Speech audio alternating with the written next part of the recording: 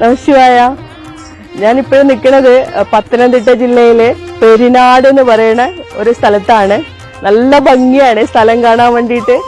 ഇവിടെ പെരിനാട് ധർമ്മശാസ്ത്ര ക്ഷേത്രത്തിന്റെ തിരുമുറ്റത്താണ് ഞാൻ നിൽക്കുന്നത്. ഇവിടുത്തെ ഭഗവാൻ ഒരു പ്രത്യേകതയുണ്ട്. ഞാൻ ഇവിടെ ഒരു സ്ഥലത്തേക്ക് പോകുന്ന വഴിക്ക് ഇവിടെ തൊഴാൻ കയറി. അപ്പോഴാണ് ഈ കാര്യം അറിയണത്. ഇവിടുന്ന് ശബരിമലയിലേക്ക് 30 കിലോമീറ്റർ യാത്രാ ദൂരാണ്. ഇവിടുത്തെ പ്രത്യേകത എന്താ വെച്ചെങ്കിൽ ഇപ്പൊ മണ്ഡലകാലത്ത് മകരവിളക്കിന് നമ്മുടെ പന്തളം കൊട്ടാരത്തുനിന്ന് ഭഗവാന് ചാർത്താൻ വേണ്ടിട്ട് തിരുവാഭരണം കൊണ്ടുപോയില്ല. ആ കൊണ്ടുപോയിട്ട് ഭഗവാന് ചാർത്തി കഴിഞ്ഞിട്ട് അവിടെ ഉത്സവം കഴിഞ്ഞിട്ട് തിരിച്ചു വരുമ്പോഴത്തേക്ക് ആ വരുന്ന വഴിക്ക് ഈ ഭഗവാന് അതേ അലങ്കാരത്തോട് കൂടിയിട്ട് അതേ ആഘോഷത്തോട് കൂടിയിട്ട് ഒരു ദിവസം ഇവിടെ ഭഗവാനെ ചാർത്തും. ആ ചാർത്തന എന്തിനറിയോ? ഭഗവാനെ ചാർത്തിയിട്ട് ആ തിരുവാഭരണം ചാർത്തിയിട്ട് സ്ത്രീകൾക്ക് തൊഴാൻ വേണ്ടിയിട്ട് മാത്രം. അതിനാണ് ഇവിടെ ഭഗവാന് ഈ തിരുവാഭരണം ചാർത്തുന്നത്. അത് ഭയങ്കര സന്തോഷത്തോടെയാണ് ഞാൻ കേട്ടത്. അത് ഈ വരുന്ന ജനുവരി 22-ാം തീയതി, ഇപ്പൊ നമ്മുടെ അടുത്ത വർഷം ജനുവരി 22-ാം തീയതി ഉച്ചയ്ക്ക് 2 മണി തൊട്ടിട്ട് പുലരാനം വരെ പുലരുന്ന വരെ 2 മണി വരെ ഒരു ദിവസം, അത്ര സമയം വരെ ഇവിടെ സ്ത്രീകൾക്ക് അതേ ശബരിമലയിൽ നമ്മൾ എങ്ങനെ തൊഴണം അതുപോലെ തന്നെ നമുക്ക് ഇവിടെയും വന്നിട്ട് തൊഴാൻ പറ്റും. ഞാനിപ്പോ ഇതുവരെ അയ്യപ്പനെ ഞാൻ തൊഴാൻ പോയിട്ടില്ല, ഞാൻ കണ്ടിട്ടില്ല. ഞാൻ കാത്തു നിൽക്കുകയാണ്. ഇപ്പൊ എന്റെ അച്ഛനെല്ലാം പണ്ട് ശബരിമലക്ക് പോണ ആ ഒരു ഭക്തിയില്ല, ആ ഭക്തിയോടും വിശ്വാസത്തോടും കൂടിയിട്ട് ഞാൻ എന്റെ ഭഗവാനെ കാണാൻ വേണ്ടിയിട്ട് കാത്തിരിക്കുകയാണ്. പക്ഷെ ഈ മണ്ഡലകാലത്ത് ഞാൻ ഇവിടെ വരും, എന്തായിട്ടും വരും ഞാൻ ഭഗവാനെ കാണാൻ വേണ്ടിയിട്ട്. ഭഗവാൻ എത്തിക്കട്ടെ എന്ന് പറഞ്ഞിട്ട് ഞാൻ പ്രാർത്ഥിക്കണു. സ്വാമി ശരണം.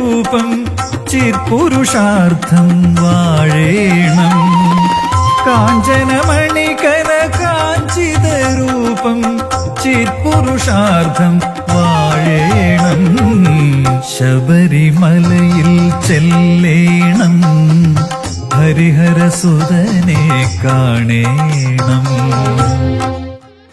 പെരിനാട് കക്കാട്ട് കോയിക്കൽ ശ്രീ ധർമ്മശാസ്ത്ര ക്ഷേത്രം എന്നാണ് ഈ ക്ഷേത്രം അറിയപ്പെടുന്നത്. പത്തനംതിട്ടയിൽ നിന്നും ശബരിമലയിലേക്കുള്ള യാത്രാമധ്യേയാണ് ഈ ക്ഷേത്രം സ്ഥിതി ചെയ്യുന്നത്. ഇവിടെ നിന്നും പത്തനംതിട്ടയിലേക്ക് 18 കിലോമീറ്ററും ശബരിമലയിലേക്ക് 30 കിലോമീറ്ററുമാണ് കണക്കാക്കപ്പെടുന്നത്. തന്റെ വളർത്തച്ഛനായ പന്തളം രാജാവിനോട് ക്ഷേത്രം നിർമ്മിച്ചു നൽകാൻ ആവശ്യപ്പെട്ട് മറഞ്ഞ അയ്യപ്പ ഭഗവാന്റെ നിർദ്ദേശമനുസരിച്ച് ആ ഭാഗത്തേക്ക് യാത്ര ചെയ്യുകയായിരുന്ന പന്തളം രാജാവ് വിശ്രമിച്ച സ്ഥലമായാണ് ഈ പെരിനാട് കക്കാട്ട് കോയിക്കൽ ക്ഷേത്രത്തെ വിശേഷിപ്പിക്കുന്നത്. പണ്ടിവിടമൊക്കെ വനപ്രദേശമായിരുന്നു. അതുമാത്രമല്ല, ശബരിമല ക്ഷേത്ര നിർമ്മാണം നടക്കുന്ന സമയത്ത് അവിടെ പ്രതിഷ്ഠിക്കാനുള്ള വിഗ്രഹം പൂർത്തിയായ ശേഷം ആദ്യം കൊണ്ടുവന്ന് ഇവിടെ ഒരു ചെറിയ മൂലസ്ഥാനം നൽകി പൂജിച്ചു എന്നും വിശ്വസിക്കുന്നു. ശബരിമലയിലെ ധർമ്മശാസ്താവിന്റെ വിഗ്രഹത്തിന്റെ അതേ വലിപ്പവും രൂപവുമാണ് ഇവിടത്തെ വിഗ്രഹത്തിന് എന്നും പറയപ്പെടുന്നു.